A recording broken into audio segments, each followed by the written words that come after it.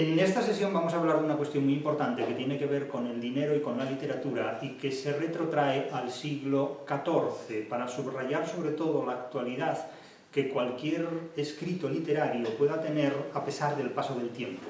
Las tesis que aquí sostenemos y de las que hemos hablado, sobre todo en la crítica de la razón literaria, defienden la idea de que la literatura se haya escrito en la época en la que se haya escrito es un discurso muy actual. Es decir, que contiene ideas cuya actualidad, cuya impronta en el presente, cuya importancia en el presente, a veces resulta más poderosa que lo que la prensa digital del día publica en los últimos 60 segundos. La única diferencia es que es necesaria una formación específica para pensar en la literatura, tal como se llama esta materia, pensar en la literatura, e interpretar lo que la literatura dice de forma, insisto, de forma crítica y de forma actual.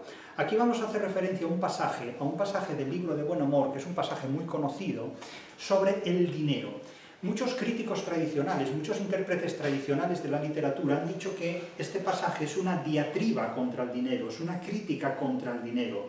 En realidad no es cierto.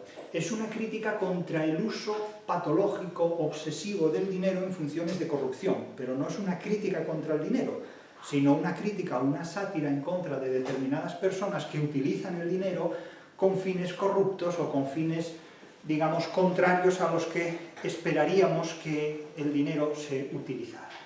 Bien, el autor de esta obra, supuestamente Juan Ruiz, arcipreste de Hita, aunque no se sabe exactamente muy bien quién fue Juan Ruiz y quién fue este arcipreste en Hita, no se ha identificado exactamente el referente humano, biográfico de este señor.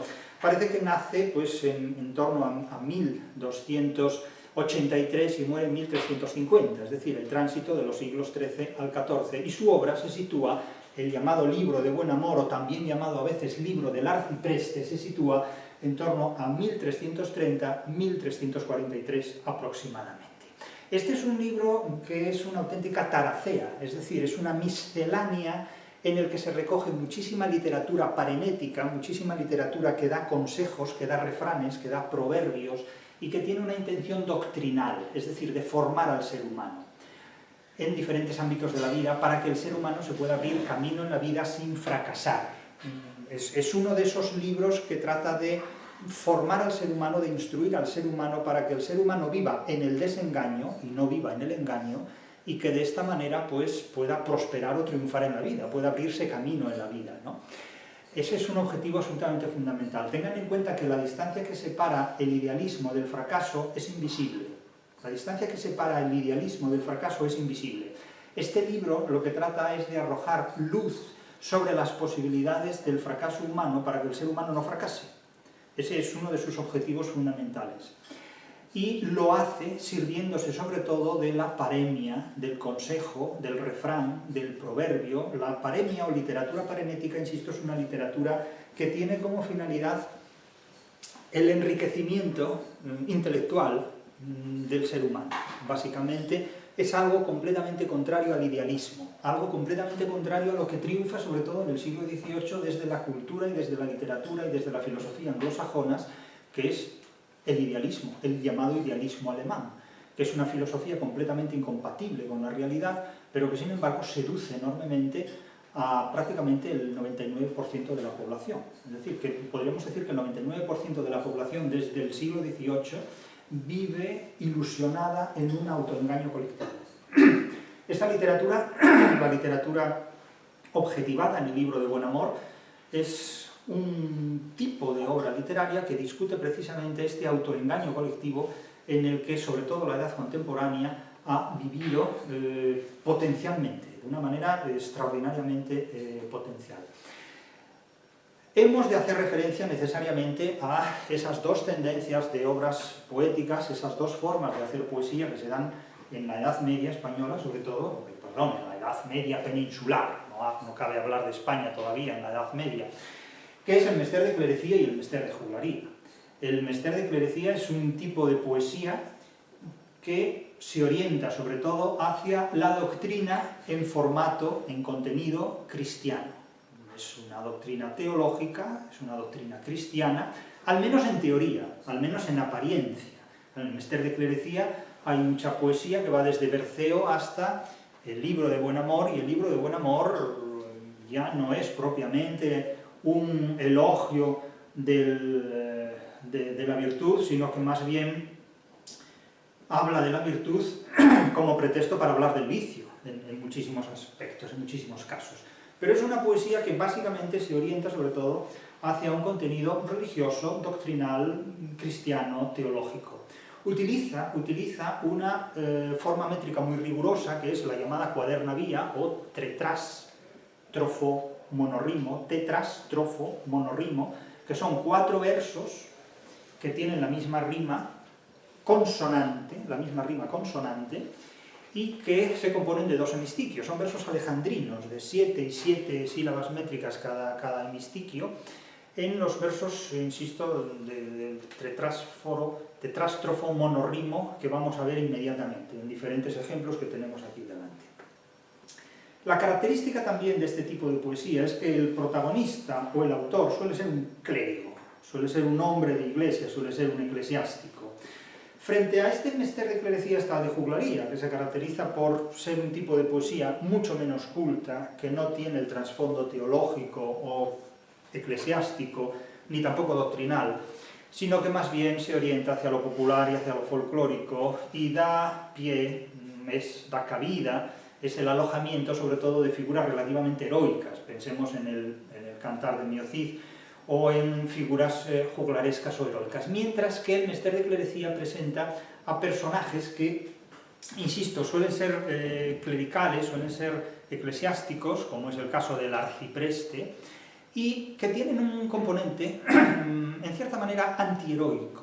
Ese componente antiheroico, que nada tiene que ver con los contenidos juglarescos, donde el protagonista suele ser un héroe, ese componente antiheroico va a estar después muy presente en lo que serán los nuevos formatos de la narración, sobre todo la novela moderna, la novela contemporánea, el Lazarillo de Tormes, la novela picaresca y por supuesto, el propio Quijote. Pero si leemos el libro de Buen Amor, lo que se ve claramente, clarísimamente, es que el protagonista es un antihéroe, es un infeliz, en definitiva, es un hombre, en realidad, con muchas torpezas y limitaciones, y con muchos fracasos, de los que no siempre sale en absoluto airoso, como vamos a ver.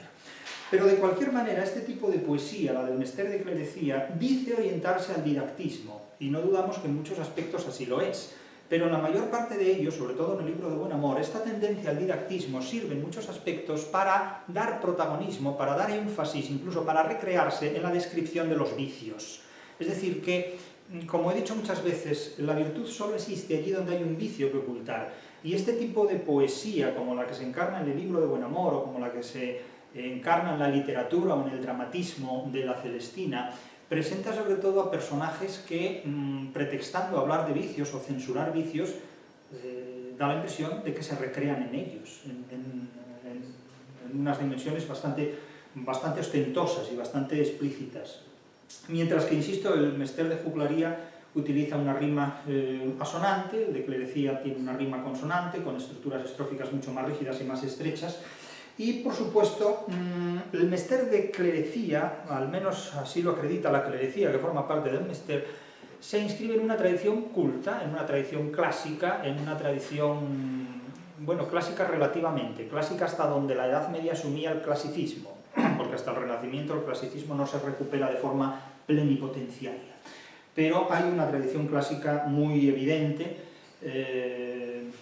que estaría incluso en la línea de una obra como La vida de Esopo, la anónima vida de Esopo, y que también incorpora, en el caso del libro de Buen Amor, muchos componentes cómicos, afines al carnaval, a la farsa, al escarnio, a la ironía, al humor, a lo grotesco, a lo ridículo también. Entonces, vamos a ver algunas de estas características, ya vamos a entrar en la materia de lo que son las estrofas de este pasaje. Yo los voy a ir leyendo y en el castellano original, en la lengua original, y vamos a ir explicándolos puntualmente para comprender a qué se refiere la obra y después estar en condiciones de interpretar el papel del dinero, el papel que se hace del dinero, la interpretación que se hace del dinero. Aquí desmentimos abiertamente que este pasaje contenga una crítica contra el dinero, contiene una crítica contra el uso patológico del dinero, que no es lo mismo. Y aquí hay que advertir que muchos críticos, algunos de renombre y de prestigio, se han enfrentado a este pasaje con una profunda ingenuidad, como es el caso de Dámaso Alonso, que sabía mucho de filología, pero sospecho que muy poco de la vida. El pasaje al que me refiero se titula Ejemplo de la propiedad que el dinero ha. Es decir, ejemplo, ilustración, apólogo, muestra literaria o poética de las características o de las propiedades del dinero.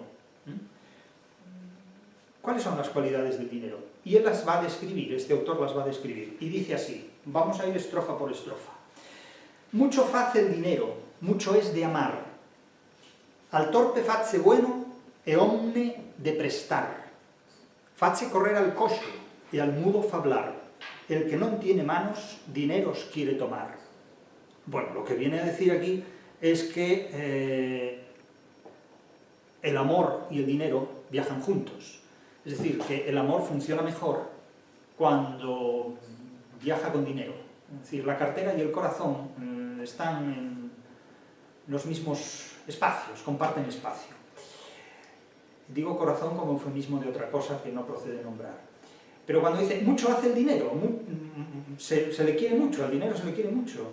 Al torpe lo hace bueno, e omne de prestar. Omne de prestar es un hombre prestigioso, es un hombre que da prestancia, que tiene prestigio, es decir, un hombre importante. Un hombre con dinero es un hombre más importante, una persona con dinero es una persona más importante que una persona sin dinero. Es la tesis que viene a sostener. Claro, el libro es un libro de amor, es un libro que da instrucciones para lo que hoy diríamos ligar, ¿no? Entonces, con dinero, según este señor, se liga más y se liga mejor. Según este señor, yo estoy explicando el libro, no estoy explicando mis ideas. Siguiente estrofa, dice, sea un hombre necio, el rudo labrador, los dineros le facen fidalgo y sabidor, cuanto más algo tiene, tanto es más de valor. El que non ha dineros non es de sí señor. Si quieren seguir el texto, ustedes pueden ir al enlace que les di la semana pasada, en el enlace de internet criticadelarrazonliteraria.blogspot.com, y ahí en el ángulo superior derecho ven el enlace. Entonces, si disponen de internet, ahí lo pueden ver, mientras yo lo leo. Entonces, lo que viene a decir, pongamos el ejemplo de un hombre necio y rudo, labrador, que trabaja los campos. El dinero le hace hidalgo y sabidor, es decir, hidalgo es hijo de algo, es un noble, es un pequeño noble ya. Y sabidor es alguien que sabe cosas, es decir, alguien que tiene conocimientos, alguien que es ya docto, incluso, diríamos. Y el tercero de estos versos que acabo de mencionar, cuanto más algo tiene, tanto es más de valor. Esto es un refrán, tanto tienes, tanto vales, literalmente. Cuanto más algo tiene, tanto es más de valor. Tanto tienes, tanto vales. Nótese que toda la estructura literaria de este segmento, de este libro, no son más que refranes, que paremias. El que no ha dineros no es de sí señor, es decir, el que no tiene dinero no es dueño de sí mismo, no es dueño de su libertad, sino que depende de la libertad ajena, depende de los demás. Proseguimos. Si tuvieres dineros, habrás consolación, placer y alegría e del pa parración. Comprarás paraíso, ganarás salvación. Do son muchos dineros, es mucha bendición. Aquí ya nos adentramos en el ámbito de lo religioso y en el poder de corrupción que puede tener el dinero en el ámbito eclesiástico. Insisto, aquí no hay una crítica del dinero, hay una crítica de los que son corruptos en el ámbito eclesiástico o en cualquier otro ámbito. En las estrofas anteriores lo que veíamos sobre todo era una visión carnavalesca de la realidad, es un mundo del revés. Es decir, un hombre rudo con dinero es un hombre respetado, aunque sea rudo. Un hombre ignorante con dinero es un hombre al que se le valora como si fuera un sabio, aunque sea un ignorante, ¿no? Es decir, el dinero tiene un poder para darle la vuelta a las cosas, aun preservando la esencia originaria de esas mismas cosas. Y aquí ya nos adentramos en el terreno de la religión. Y dice, en un protagonismo personal, yo vi allá en Roma, testigo directo, yo vi allá en Roma, do es la santidad, la Santa Sede. Hace referencia no a la cualidad de los santos, sino a la Santa Sede, al lugar geográfico. Yo vi allá en Roma, do es la santidad, que todos al dinero facíanle humildad, es decir, le rendían pleitesía. Es decir, allí donde estaba el dinero es el lema de Quevedo, poderoso caballero es don dinero, que vimos la semana pasada. Que todos al dinero facíanle humildad, gran honra le facían, con gran solemnidad. Todos a él se humillan, como a la majestad. Bueno, queda claro que ante el dinero todo el mundo dobla la cerviz, dobla el cuerpo y le hace reverencia. Pero incluso en Roma, en la Santa Sede, al dinero, ¿no? Facían muchos priores, obispos y abades, arzobispos, doctores, patriarcas, potestades, e muchos clérigos necios dabanles dignidades, facie verdad mentiras, e mentiras verdades. Es decir, que por dinero se daban cargos eclesiásticos, por dinero se compraban arzobispados, doctorados, patriarcados, potestades, y muchos clérigos necios e ignorantes recibían cargos propios de una divinidad incluso, ¿no? Es decir, dignidades, dábanles dignidades. Y yo recuerdo que explicando este mismo pasaje en otros contextos, había una persona, un alumno, me dijo, pero es que el último verso habla del periodismo. Y dice, pues ¿cómo el último verso habla del periodismo en el siglo XIV? Y dice, sí, porque dice, el dinero facie verdad mentiras e mentiras verdades. Y me decía el alumno, y esto es el periodismo. Entonces había uno que era periodista y dijo, no señor, eso es de economistas. Eso es un lema que deben poner en las facultades de económicas. Y se armó una buena discusión, ¿no? En definitiva, yo no sé si esto es lo que aquellos alumnos decían, pero siempre recordaré esa anécdota. El dinero, según el arcipreste de Hita en el siglo XIV, hace de las mentiras verdades y de las verdades mentiras. Si esto es de unos u otros gremios profesionales, yo no lo sé, ni es asunto mío saberlo. Pero noten la actualidad de estos contenidos y de estas afirmaciones. Ya me dirán ustedes si del dinero hoy día, en el siglo XXI, se hace de mentiras verdades y de las verdades mentiras, ¿no? Facie verdad mentiras e mentiras verdades.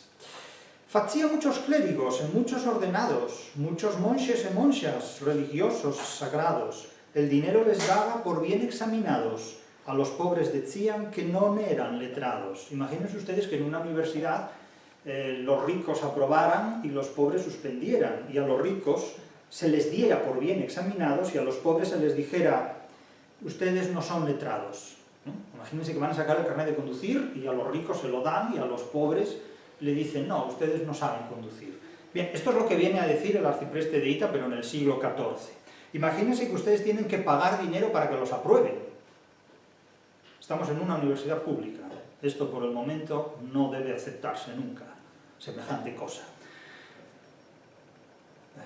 ¿Dónde se paga dinero para comprar los aprobados? Cada cual sabrá. Yo no lo sé.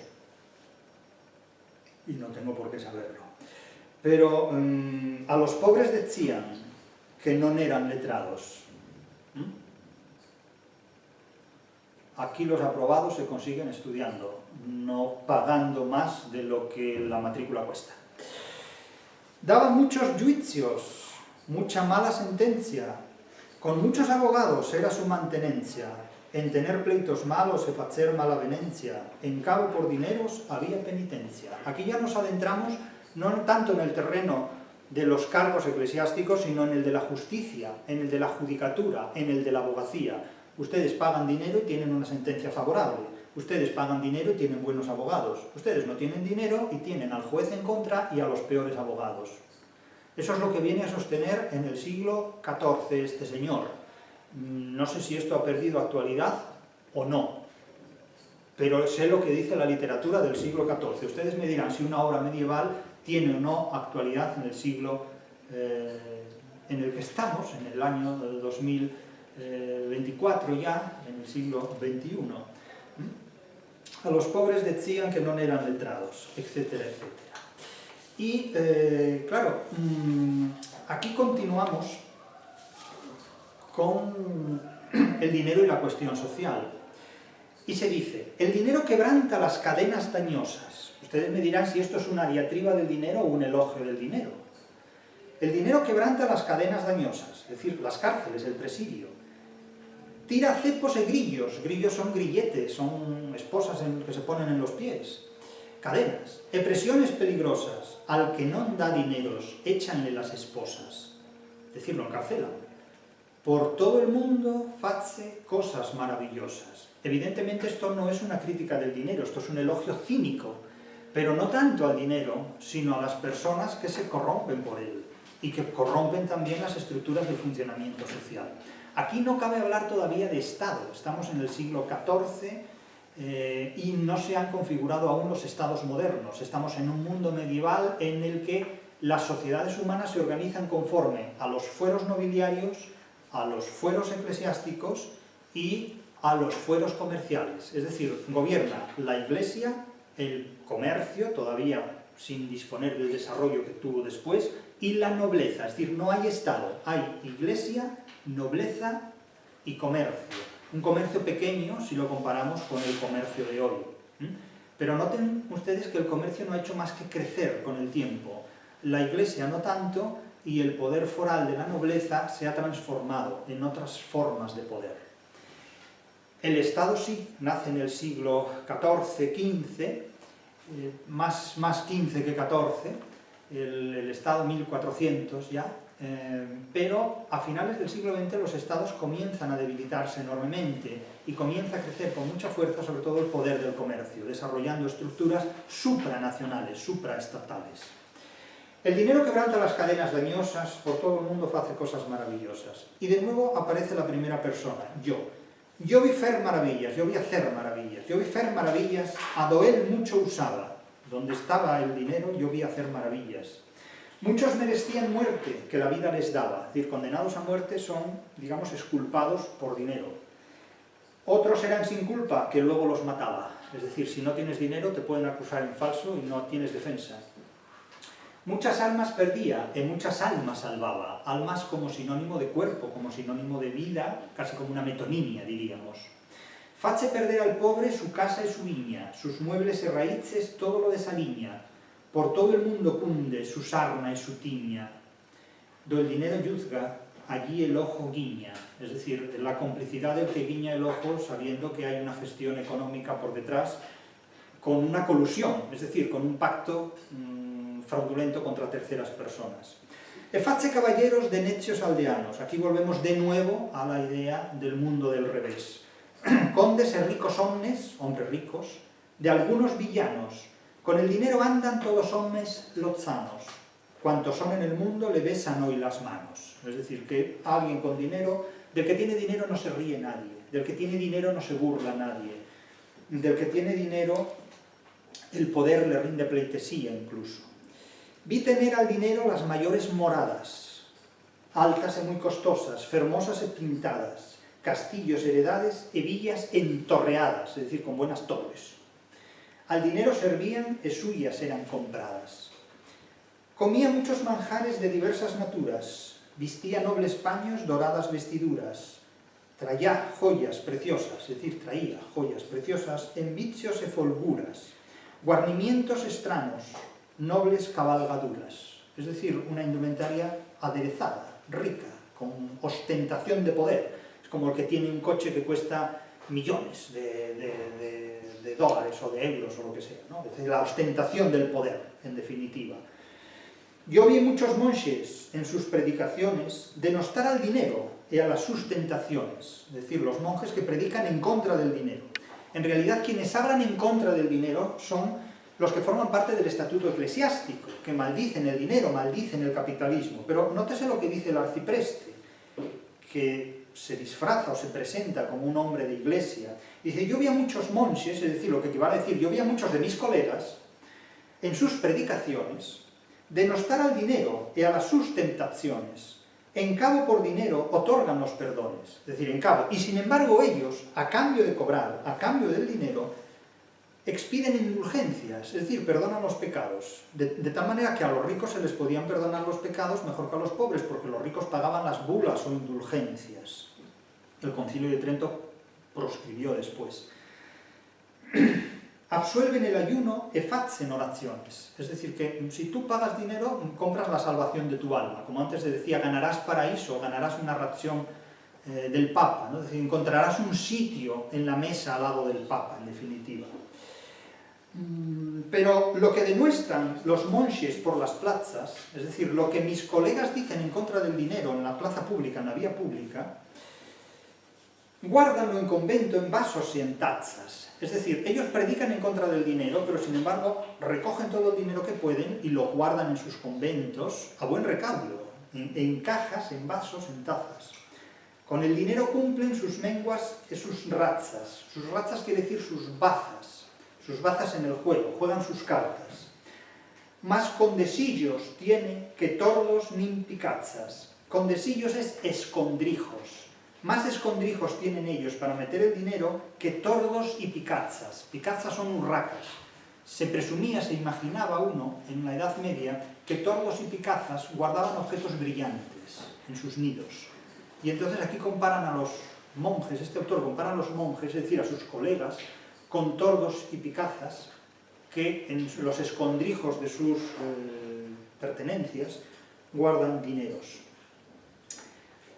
Como quier que los frailes non toman los dineros, bien les dan de la cecia, do son sus pasioneros. Es decir, que hacen guiños, mueven la ceja, a los que han de distribuir el dinero o gestionar el dinero. Ellos no cogen el dinero, pero tienen siervos que se encargan de gestionar ese dinero bajo sus propias órdenes. Luego los toman prestos sus omnes despenseros, pues que se dicen pobres, ¿qué quieren tesoreros? Es decir, ellos dicen que son pobres, pero tienen gestores económicos que administran el dinero que ellos no tocan, pero gestionan, ¿no?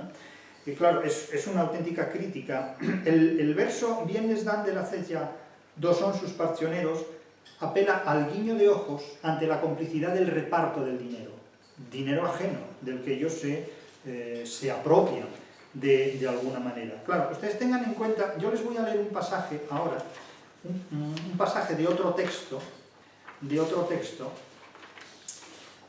para que vean el elogio que, por ejemplo, en los Hechos de los Apóstoles, se hace de la pobreza. Los Hechos de los Apóstoles, capítulos 2, 3 y 5, les voy a leer aquí, se hace un elogio de la pobreza, un elogio de la pobreza, del pauperismo más absoluto, en contra del dinero. Aquí sí que se habla en contra del dinero. En los Hechos de los Apóstoles 2, 44, 46 se dice: todos los que habían creído vivían unidos, compartían todo cuanto tenían, vendían sus bienes y propiedades y repartían después el dinero entre todos según las necesidades de cada uno. Claro, yo me pregunto, ¿cuál es el criterio que determina las necesidades de cada uno? Porque esto es marxismo puro, a cada cual según sus necesidades, que fueron lemas que después el nazismo ponía en los campos de concentración, sarcásticamente, cruelmente, ¿no? En el campo de concentración de Buchenwald se dice esto, jeden das eine, a cada uno según sus necesidades, parodiando al marxismo. Pero estos lemas marxistas están en los Hechos de los Apóstoles. A cada uno según las necesidades de cada uno. Todos los días se reunían en el templo con entusiasmo, partían el pan en sus casas y compartían sus comidas con alegría y con gran sencillez de corazón. Claro, yo me pregunto quién trabajaba, quién produce estas comidas que consumen. Eso no se aclara en los Hechos de los Apóstoles. En el capítulo 3, versículos 32 a 37 se dice: la multitud de los fieles tenía un solo corazón y una sola alma. Nadie consideraba como propios sus bienes, sino que todo lo tenían en común. Estos términos los suscribiría Stalin. Los apóstoles daban testimonio de la resurrección del Señor Jesús con gran poder, y aquel era para todos un templo de gracia excepcional. Entre ellos ninguno sufría necesidad, pues los que poseían campos o casas los vendían, traían el dinero y lo depositaban a los pies de los apóstoles, que lo repartían según las necesidades de cada uno. Es decir, no hay ministerio de Hacienda, sino que simplemente uno renuncia a todo lo que tiene y lo pone a disposición de la comunidad. Bien, esto son las bases del comunismo. Es decir, la teoría de Marx y Engels del comunismo ya está en los Hechos de los Apóstoles, realmente. Es decir, que estas novedades de Marx y Engels en realidad son antiquísimas. Insisto, están en los Hechos de los Apóstoles literalmente. Así lo hizo José, un levita nacido en Chipre, a quien los apóstoles llamaban Bernabé, que quiere decir el animador. Este vendió un campo de su propiedad, trajo el dinero de la venta del campo y lo puso a los pies de los apóstoles. Bien, esto es comunismo. El comunismo que está objetivado en los Hechos de los Apóstoles. Claro, habrá gente que esté de acuerdo, habrá gente que esté en contra. Yo en esto no voy a entrar. Yo digo lo que hay, que lo ve cualquiera. En el capítulo 5 de los Hechos de los Apóstoles se dice: otro hombre llamado Ananías, de acuerdo con su esposa Safira, vendió también una propiedad, pero se guardó una parte del dinero siempre de acuerdo con su esposa, la otra parte la llevó y la entregó a los apóstoles, es decir, este vendió sus tierras pero se quedó con una parte, y la otra la declaró, digamos, a la hacienda cristiana, que gestionaban los apóstoles. Pedro le dijo, no sé cómo lo supo Pedro, no sé cómo Pedro se enteró, supongo que el gran hermano le daría la información. Tengas en cuenta que todas las filosofías, el cristianismo incluida, construye siempre un gran hermano que lo sabe todo, que lo vigila todo. Ananías, le dice Pedro, ¿por qué has dejado que Satanás se apoderara de tu corazón? ¿Te has guardado una parte del dinero? ¿Por qué intentas engañar al Espíritu Santo? Podías guardar tu propiedad y si la vendías podías también quedarte con todo. ¿Por qué has hecho eso? No has mentido a los hombres, sino a Dios. Al oír Ananías estas palabras se desplomó y murió. Muerte súbita, diríamos. Un gran temor se apoderó de cuantos lo oyeron. Evidentemente los que están alrededor ven esto y venden todo y entregan todo. Claro, no se quedan con nada. Claro, alguien dirá, bueno, esto es un atraco a mano armada. No, es la fe. Cada uno puede juzgar estos hechos según en la posición que se ponga, según en la posición en la que se sitúe. Y en un mundo con libertades, pues cada cual tiene libertad, tanto para interpretar esto de una manera como para interpretarlo de la contraria. Yo aquí doy cuenta de lo que hay. Se levantaron los jóvenes, envolvieron su cuerpo y lo llevaron a enterrar. Es decir, que los viejos están exentos de estas labores, ¿no? Nótese que la escritura es muy clara. Unas 3 horas más tarde llegó la esposa de Ananías, que no sabía nada de lo ocurrido. Pedro le preguntó, ¿es cierto que vendisteis el campo en tal precio? Ella respondió, sí, ese fue el precio. Y Pedro le replicó, ¿se pusieron entonces de acuerdo usted y su marido para desafiar al Espíritu del Señor? Ya están a la puerta los que acaban de enterrar a tu marido y te van a llevar a ti también. Y al instante Safira se desplomó a sus pies y murió. Muerte súbita, 2. Cuando entraron los jóvenes la hallaron muerta y la llevaron a enterrar junto a su marido. Es decir, que los jóvenes hicieron 2 veces el trabajo. A consecuencia de eso, un gran temor se apoderó de toda la iglesia y de todos cuantos oyeron hablar del hecho. Por obra de los apóstoles se producían en el pueblo muchas señales milagrosas y prodigios, u homicidios, según cómo se quiera ver, desde qué punto de vista. Nadie de los otros se atrevía a unirse a ellos, pero el pueblo los tenía en gran estima. Cantidad de hombres y mujeres llegaban a creer en el Señor, aumentando así su número. Bueno, cualquiera no entregaba los bienes, no quedaba sin vida, ¿no?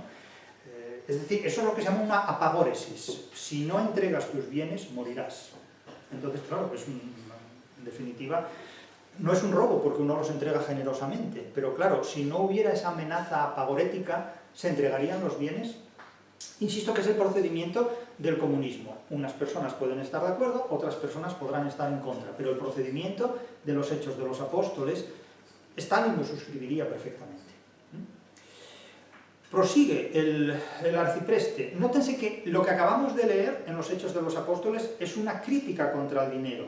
Lo que leemos en el libro de Buen Amor es una crítica contra el uso patológico y usurero del dinero, que no es lo mismo, y contra el uso corrupto del dinero.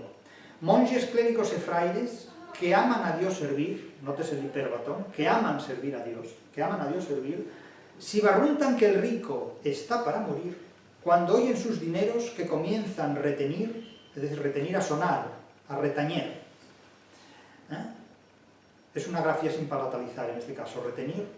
¿Cuál de ellos lo llevará? Comienzan luego a reñir. Es decir, está el muerto en agonía, casi, no ha muerto todavía, está el vivo en agonía para morir, casi muerto, y están discutiendo por el dinero, cómo se lo van a llevar.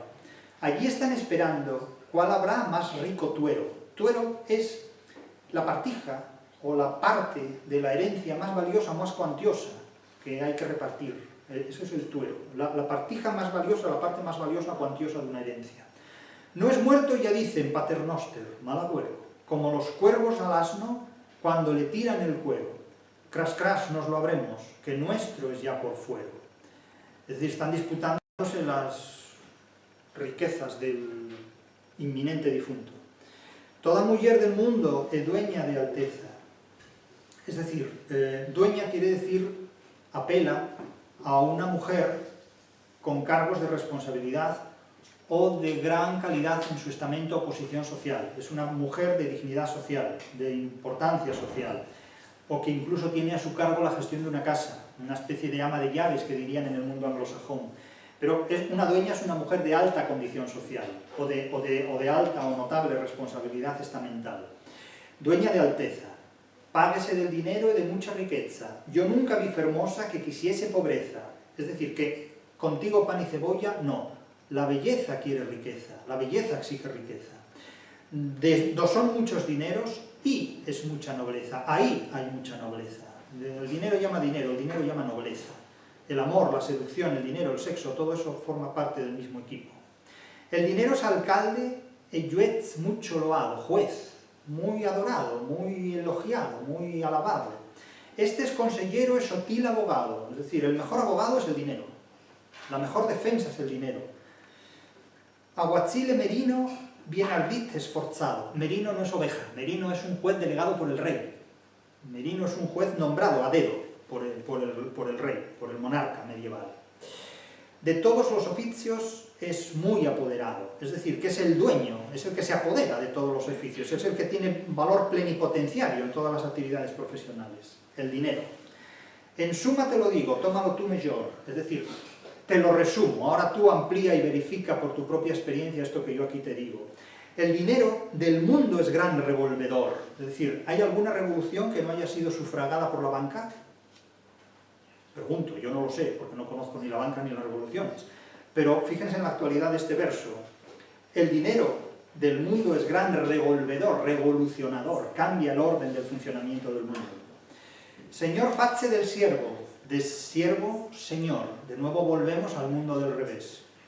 Toda cosa del siglo se face por su amor. Por amor, naturalmente, a veces patológico al dinero. Por dinero se muda el mundo a su manera. Toda mujer codiciosa de algo es falaguera. Es decir, toda mujer que codicia algo, aquí es machista en este punto, porque toda persona que codicia algo se vuelve cariñoso, amable, afectuoso, seductor, es decir, finge afecto, finge empatía. Por joyas y dineros salirá de carrera, es decir, se desviará del camino, entendemos del camino recto. Es decir, si ustedes quieren corromper a alguien, el dinero es la forma más eficaz de hacerlo. La forma más barata de pagar es con dinero. Recuerden ese proverbio italiano que dice eso, cuando el denaro canta, la música tace. Cuando el dinero suena, la música calla. Es decir, hasta la música, que se supone que es el sonido más hermoso del mundo, guarda silencio, se calla cuando oye sonar el dinero, cuando comienza a retenir, que diría el verso anterior, ¿no? Cuando oyen sus dineros, entonces enseguida empiezan a pelearse entre sí a ver quién se queda con el dinero del muerto. Derrueca fuerte muro, el dinero quebranta peñas, fiende dura madera, fiende y hiende, horada, perfora. Por dinero se muda el mundo a su manera. El dinero quebranta peñas, fiende dura madera. Derrueca fuerte muro, derriba gran torre, es decir, acaba con todo, se lo lleva todo por delante. Acoita e a gran priesa el mucho dar acorre, es decir, el dinero socorre a quienes están en apuros o atraviesan males momentos, quienes están en apuros o en cuitas, es decir, en situaciones adversas. Acoita e a gran priesa el mucho dar acorre, es decir, los momentos críticos, los momentos de apuros, de cuitas, de penurias, de adversidades, los acorre, los resuelve muy rápidamente. Non ha siervo captivo que el dinero non le aforre, es decir, no hay hombre servil al que el dinero no pueda proporcionar en un momento dado la libertad. Con dinero se compra la libertad. Con dinero se compra la libertad, siempre ocurrió así. Con dinero compraron la libertad del Cervantes cautivo en Argel. Con dinero muchas personas compraron su libertad y tal vez hoy día el trabajo, que es lo que se hace por dinero, conseguido ese dinero es lo que permite que compremos nuestra libertad. Es decir, trabajo es aquello que se hace por dinero y el dinero permite comprar nuestra libertad. La esclavitud es aquello que se hace para sobrevivir, porque la esclavitud no da lugar a libertades, da lugar a supervivencia. El trabajo cada vez se parece más a una esclavitud, porque incluso trabajando no se obtiene dinero suficiente para comprar la libertad. En un mundo donde el derecho mercantil está por encima del derecho civil, las leyes del mercado están por encima de las leyes del Estado, el ser humano queda condenado a trabajar para producir un dinero que no es suficiente para comprar su libertad. Pero, bueno, el ser humano, que es muy listo, sobre todo después de Kant y después del idealismo alemán, Kant que dijo que había decretado la mayoría de edad del ser humano, parece que antes de Kant eran todos tontos, por eso el Quijote se escribió en 1605, estamos esperando a ver qué obras de la literatura del idealismo alemán superan el Quijote todavía, ¿no? Parece que no había uso de razón antes del idealismo alemán, parece que no había racionalismo antes de la Ilustración, parece que no había mayoría de edad intelectual antes de la Ilustración. En fin, eso es sorprendente, ¿no? Que se hubiera escrito un Quijote, que se hubiera escrito el Buscón, que se hubiera escrito la Divina Comedia, que se hubiera escrito el Ilíada y Odisea, parece sorprendente, parece ser que alguna gente no se enteró de todo esto hasta que leyó a Kant. Bien, es curioso eso, no deja de ser original que un señor que nunca salió de su pueblo decretara la mayoría de edad de un mundo que cabía dentro de Kaliningrado.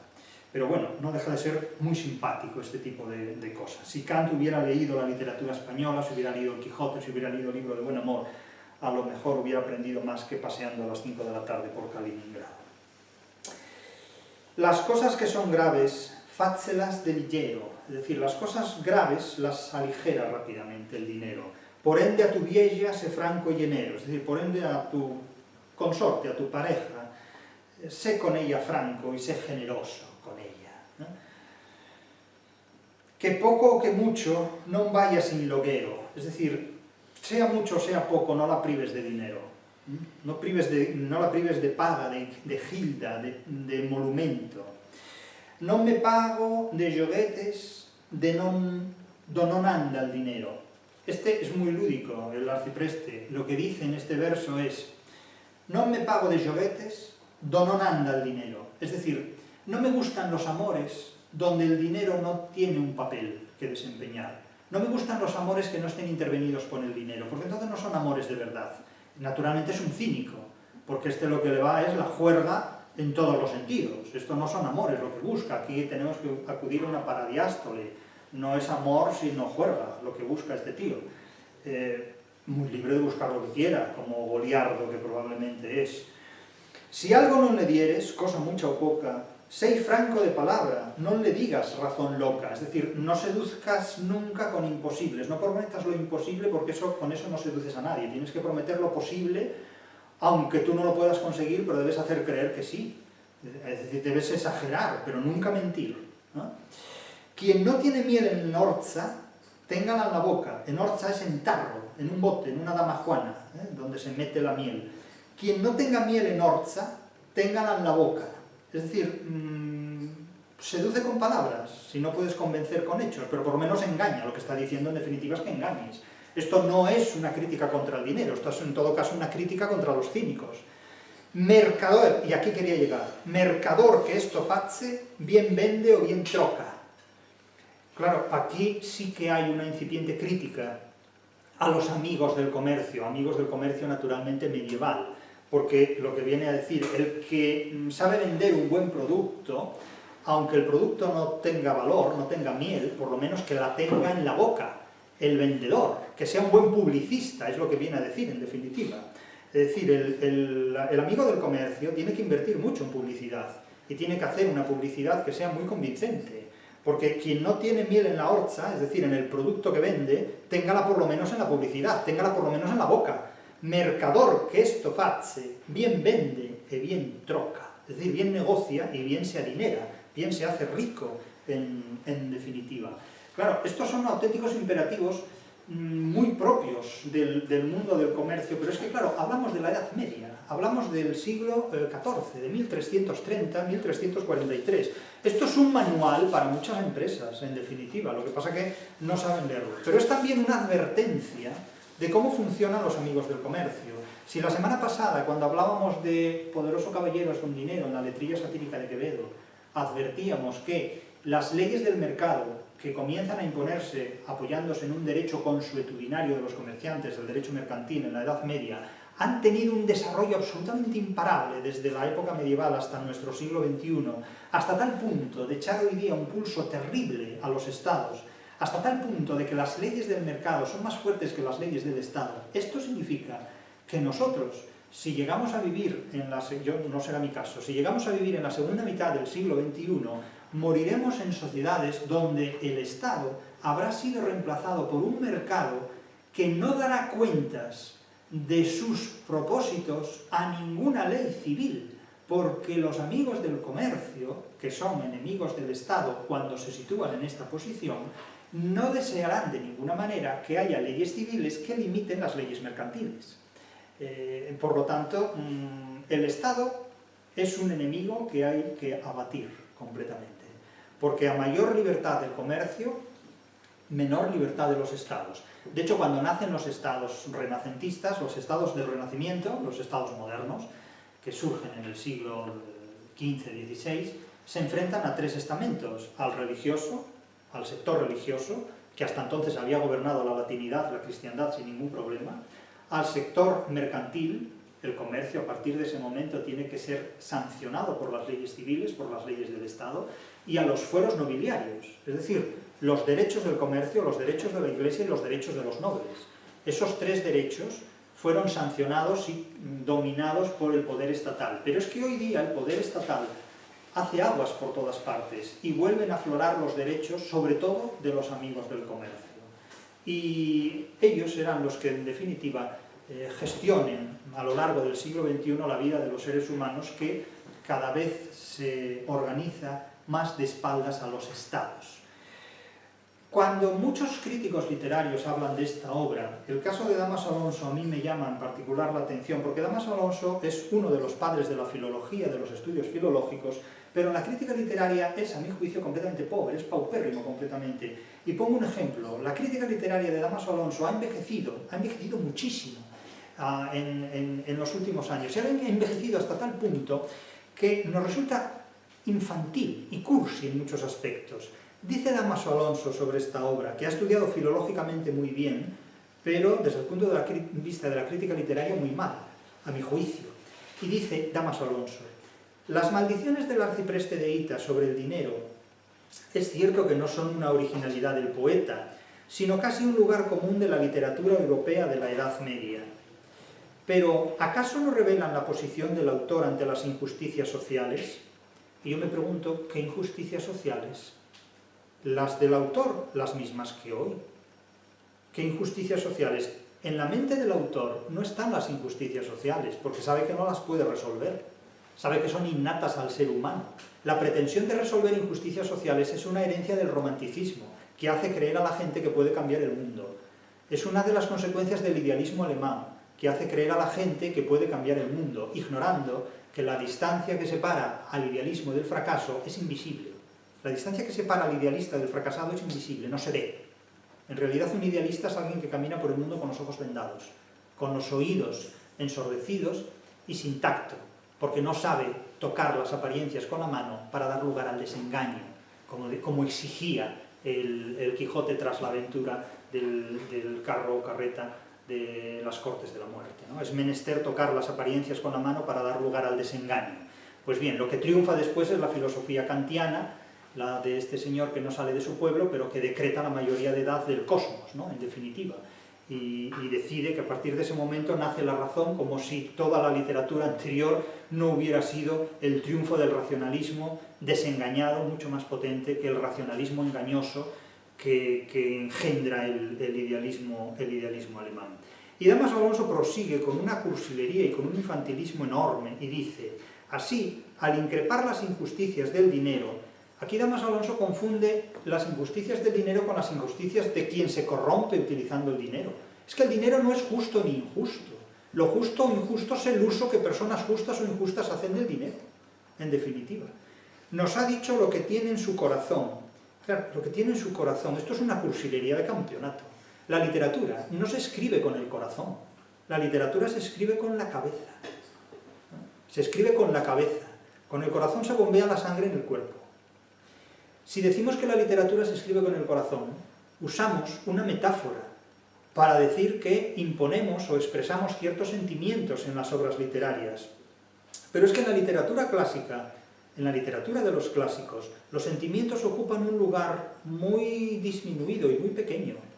Los sentimientos los tiene el receptor, que está condicionado sobre todo, una vez más, por la estética del idealismo alemán. Estética apela precisamente a sensación, aisdesis. Los autores clásicos hablaban de poética, es decir, de construcción de ideas, no tanto de sensación de emociones. Para los clásicos no hay corazón. A los clásicos le ocurre lo que a los banqueros, trabajan con la cabeza, no con el corazón. Pero teme que el lector se aburra de moralidades y entremezcla con ellas la bufonada. Moralidad, chocarrería, dos aspectos imprescindibles en el libro de buen amor. Querer ignorar cualquiera de las dos equivale a dejar escapar el secreto del libro, que en eso reside el choque grotesco entre ambos. Bueno, esto es de una ingenuidad infantil. O sea, Dámaso Alonso, que era un maestro de la filología, no tenía capacidad, al menos en este caso no la demostró, para interpretar lo que exige saber una obra como el libro de buen amor o el libro del arcipreste. Es decir, no hay diatriba contra el dinero, hay una diatriba contra el uso patológico del dinero, el uso mercantil del dinero, que permite invertir el orden de la vida humana, en definitiva, convierte al bruto en un sabio o convierte al salvaje en un hombre civilizado, falsamente, fingidamente, en definitiva. Pero esto no es una diatriba contra el dinero, ni un elogio contra el dinero. Es simplemente una interpretación crítica de un determinado estado de la sociedad que, por otro lado, sigue siendo el mismo que hoy. Y respecto a esta cuestión de mezclar los sentimientos con la inteligencia, cabe advertir que esto se da con mucha frecuencia también en los que interpretan el arte, la literatura y todas estas cuestiones. Hay gente que confunde al pianista con el oyente de un concierto para piano y orquesta. Es decir, algunas personas que escuchan una interpretación pianística consideran que el pianista que interpreta siente y se emociona ante lo que interpreta o lo que toca. No diré yo que no, pero es que solo con la emoción los nocturnos de Chopin no suenan.